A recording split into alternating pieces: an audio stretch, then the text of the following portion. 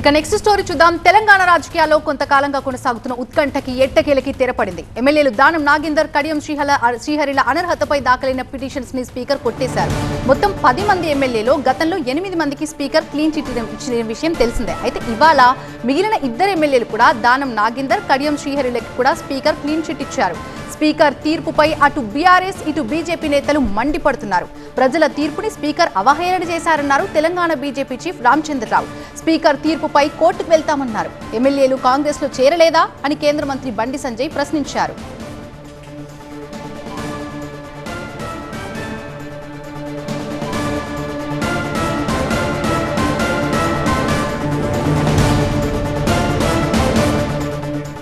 ఇదిలా ఉంటే స్పీకర్ కి సన్మానం చేస్తామన్నారు BRS working president KTR. Rahul గాంధీతో పాటు స్పీకర్ కు బహిరంగ వేదికపై సన్మానం చేస్తామని చెప్పారు. దేశ చరిత్రలో ఇంత అద్భుతమైన నిర్ణయాన్ని ఏ స్పీకర్ తీసుకోలేదన్నారు మాజీ మంత్రి.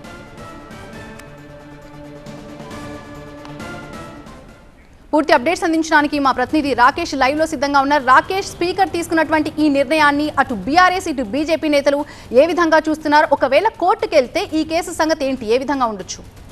కోర్టుకు వెళ్ళే అవకాశాలు అయితే 2 పార్టీలకు ఉన్నాయి. ఎందుకంటే 2 పార్టీలు కూడా పిటిషన్ వేసి ఉన్నాయి హైకోర్టులో, సుప్రీంకోర్టులో. దాంతోపాటు స్పీకర్ దగ్గర కూడా పిటిషనర్లుగా 10 మంది ఎమ్మెల్యేలకి 10 మంది బీఆర్ఎస్లో కొనసాగుతున్నటువంటి ఎమ్మెల్యేలు పిటిషన్లు వేసి ఉన్నారు. కాబట్టి వాటన్నిటిపైన స్పీకర్ ఒక టైం బాండ్లో, ఒక కాల పరిమితిలో ఖచ్చితంగా నిర్ణయం తీసుకోవాలంటూ ఇంతకుముందు కోర్టు చెప్పింది. కానీ ఎలాంటి నిర్ణయం తీసుకున్నారో ఆ నిర్ణయాన్ని మళ్ళీ రివ్యూ చేసేటువంటి అవకాశం కోర్టుకు కూడా ఉంటుంది. ఎందుకంటే స్పీకర్గా నిర్ణయం తీసుకోలేదు ఇప్పుడున్నటువంటి స్పీకర్, కేవలం ఆ ట్రిబ్యునల్లో ఉన్నటువంటి ట్రిబ్యునల్ అథారిటీగా ఆయన నిర్ణయం తీసుకున్నారు. కాబట్టి దాన్ని క్వశ్చన్ చేసేటువంటి అవకాశం పిటిషనర్కు ఉంటుంది, దాన్ని రివ్యూ చేసేటువంటి అధికారం కూడా కోర్టుకు ఉంటుంది. సో ఆర్డర్ కాపీ కోసం వెయిట్ చేస్తున్నామని ఈరోజు కేటీఆర్ అన్నారు. ఆర్డర్ కాపీ కూడా చాలా ఆలస్యం చేస్తున్నారు.